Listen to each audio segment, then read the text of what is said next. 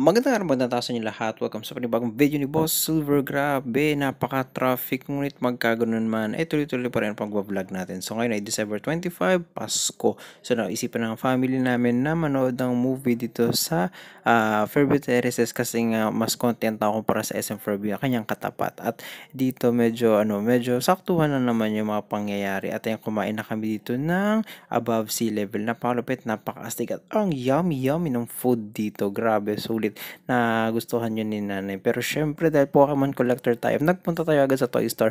At eto na nga ang mga available na mga Pokemon figure nila at marami pang mga Pokemon product na talaga naman na kaiibigan ng mga mga Pokemon collector. At ito yung mga figure nila.